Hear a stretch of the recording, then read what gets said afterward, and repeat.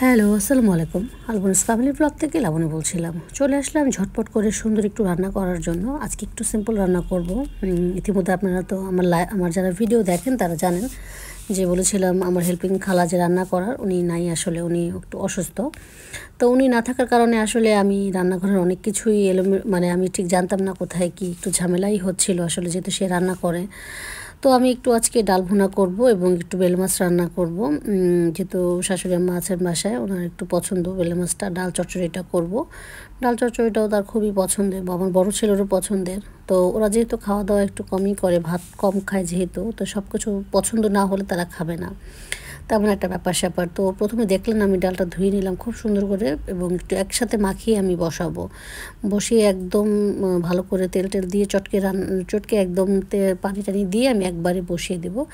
আর আমি এটা থেকে তেল আমি নিই নাই কখনো, খুব কমই নেওয়া হয়। কিন্তু ওই যে আসলে ডিম টিম ভাজলে এই বোতলগুলোর সুবিধা হয়, তো আমি চট করে তেল ঢালা ছিল না, ওখান থেকে নিয়ে নিলাম।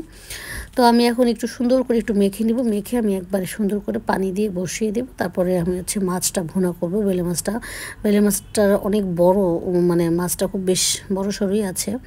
তো ভাজলাম খুব সাবধানে, কারণ জানেন আপনারা যে বেলে মাছটা একেবারে একটু নরম থাকে। তার মধ্যে যে কড়াইটাতে ভেজেছিলাম সেই কড়াইটাও খুব ভালো ছিল, ওইটা একেবারে উঠে গিয়েছিল। আমি কিন্তু ননস্টিকিতেই ভাজি, ঠিক আছে, কিন্তু ওই যে বললাম খালা নাই, একটু কাজটা কম কম করানোর জন্য মানে রান্নাঘরে থাকা যা ছিল আমি সেটা দিয়ে আমি বসিয়ে দিয়েছি। ওগুলো তো খালা রান্না করে, যখন আমি ভিডিও না করি তখন খালার মতো করেই করে। এই যে আমার ডাল চচ্চড়িটা হয়ে গেছে, আমি সুন্দর করে একটু বেড়ে রাখবো এখন।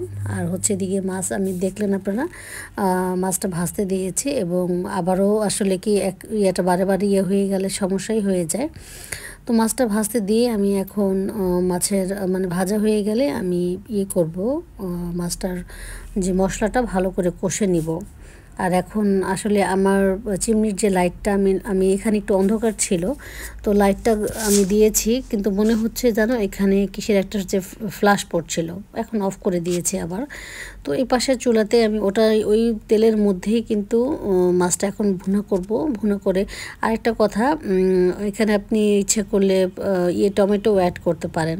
তো অনেকেই আছে যে টমেটো খায় না, অনেক রকমের সমস্যা হয়, যেমন ইউরিক অ্যাসিড খুব বাড়ায়। আমার শাশুড়ি আম্মা টমেটোটা খায় না, তো তার জন্য খুব সুন্দর করে আমি মাছটা একদম মশলাটা ভালো করে কিন্তু কষিয়েছিলাম, পানি টানি দিয়ে শুকানোর পরে কিন্তু এমন হয়েছে।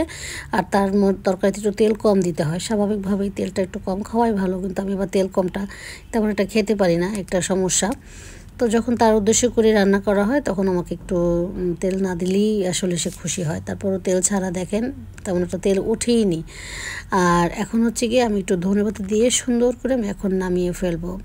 আর আমি জানি না আমার ভিডিও আপনাদের কার কাছে কেমন লাগে। আজকে সিম্পল একটা ভিডিও দিয়েই শেষ করছি। তবে সবাই ভালো থাকবেন, সুস্থ থাকবেন। আল্লাহ হাফেজ।